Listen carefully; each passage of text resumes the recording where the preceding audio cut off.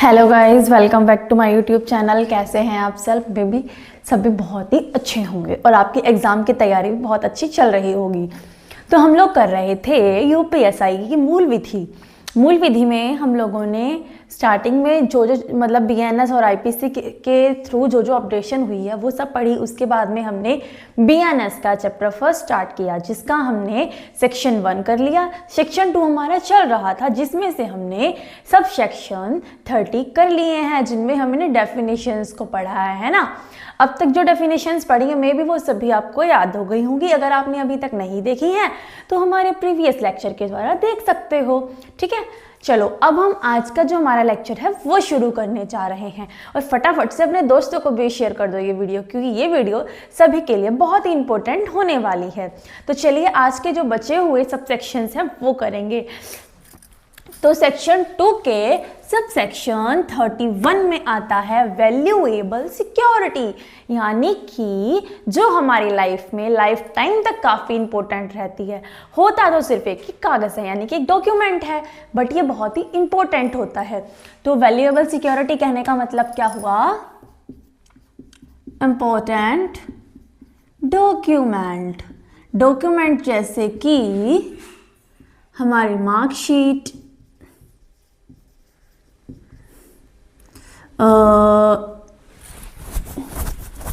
Land के document, ठीक है, और आधार card,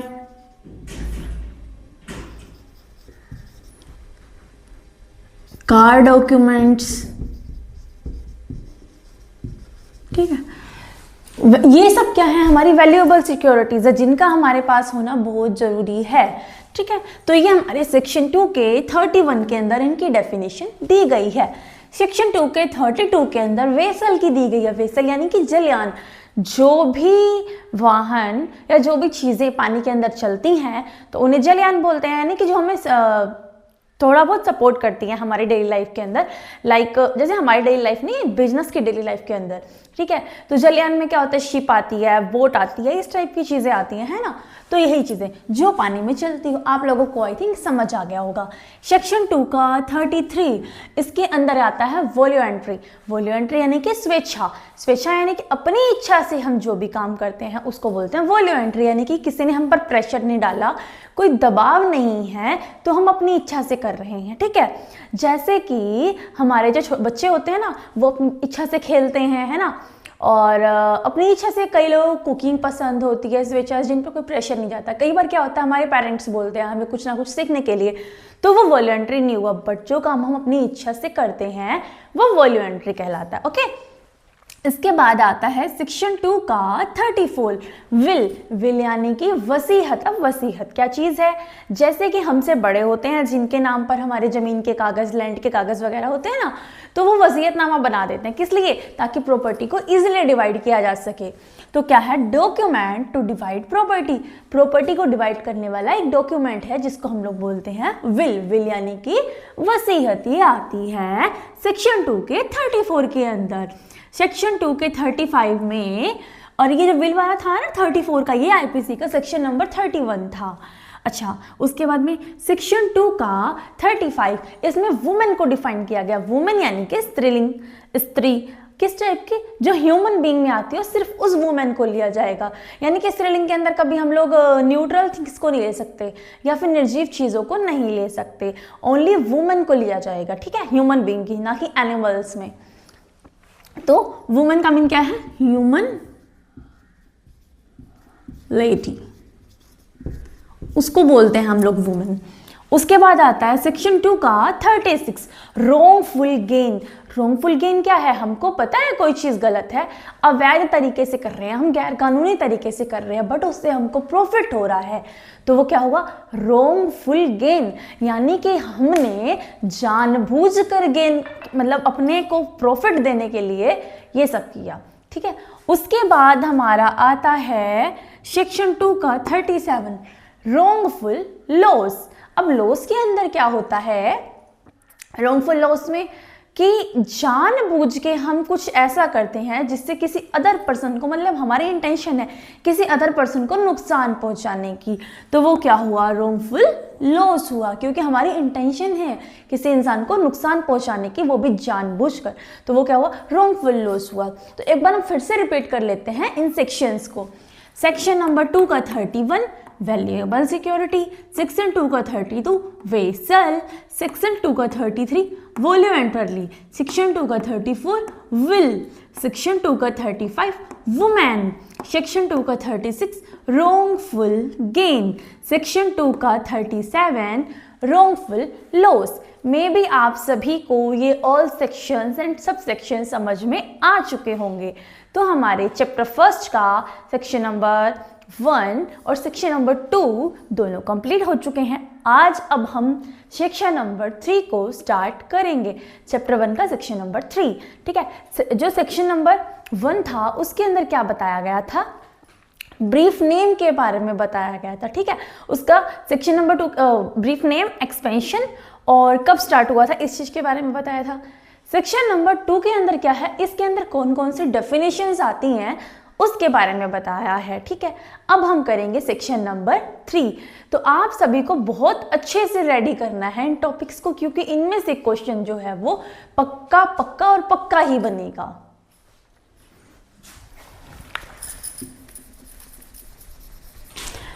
BNS chapter first section number 3 पर अब हम आ चुके हैं। ठीक है, तो सेक्शन नंबर 3 में क्या बताया गया है अब हम वो देखते हैं। तो इसके अंदर दी गई है definitions of offence and exceptions, कि मतलब अपराध कितने प्रकार के हो सकते हैं और वो कब नहीं माने जाएंगे। ठीक है, डेफिनेशन ऑफ ऑफेंस कि अपराध किस तरीके से हो सकता है, एंड और उसके एक्सेप्शंस यानी कि अपराध कब नहीं माना जाएगा, इसकी डेफिनेशन दी गई है चैप्टर फर्स्ट के सेक्शन नंबर 3 में। Definition of offence is according sections, अलग अलग भागों में है, उसको डिवाइड किया गया है, किसको, अपराध को।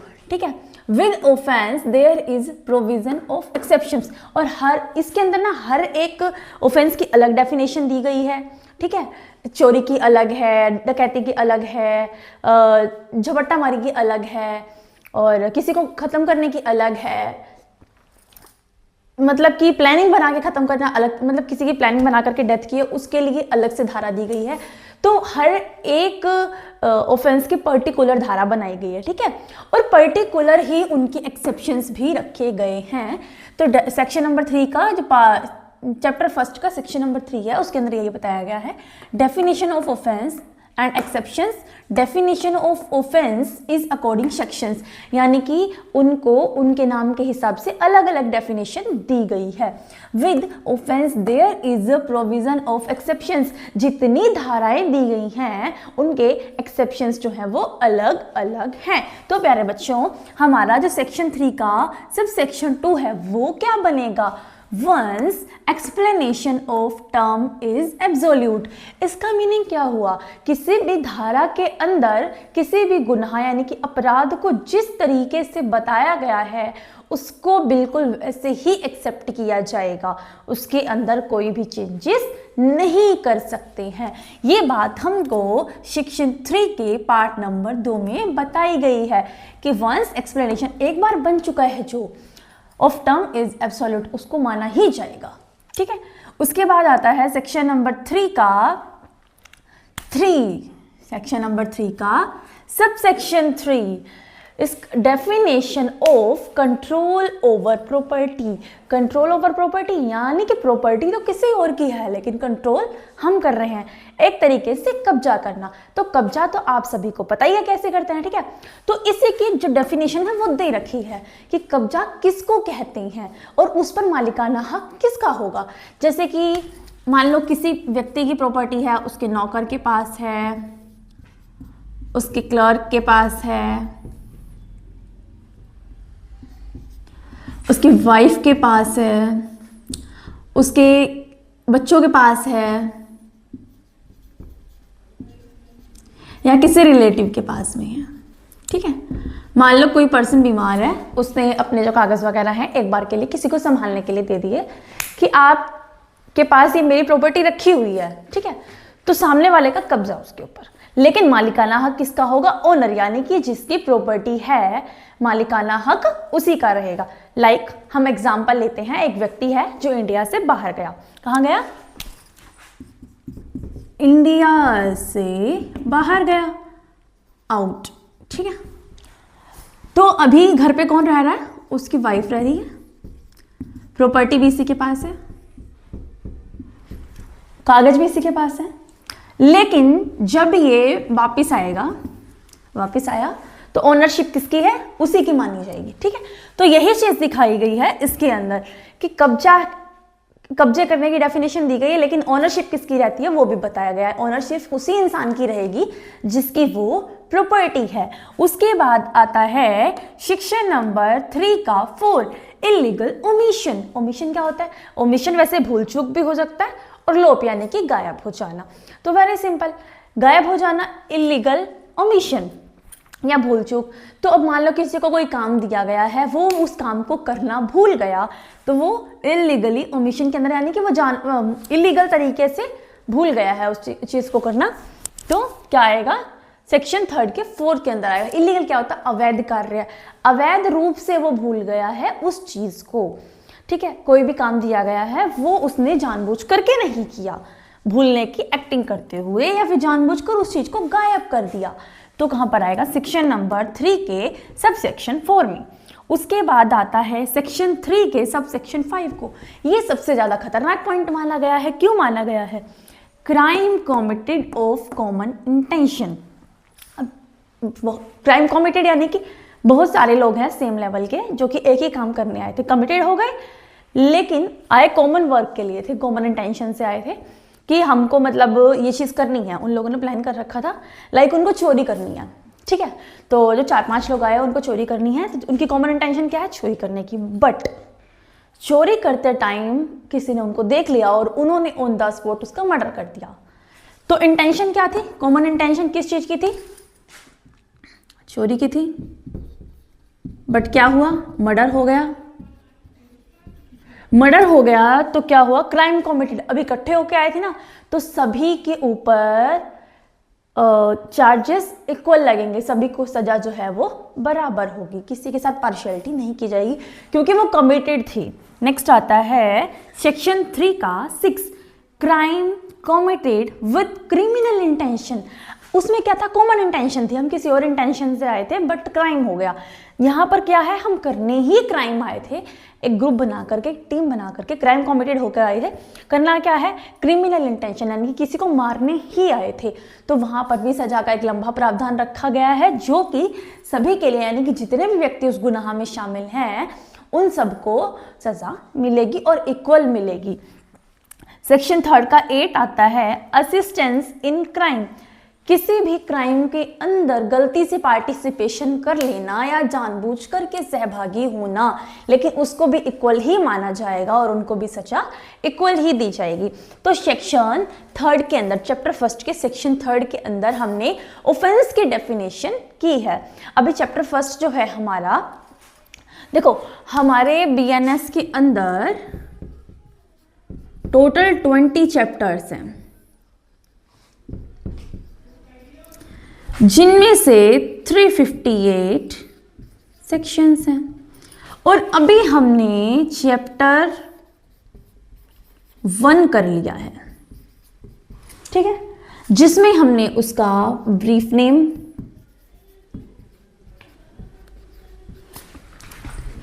उसके एरिया को, मतलब कहाँ कहाँ पर वो लागू होता है, और उसके स्टार्टअप को, मतलब उसकी स्टार्टिंग डेट क्या थी, ये चीज की है सेक्शन 1 के अंदर।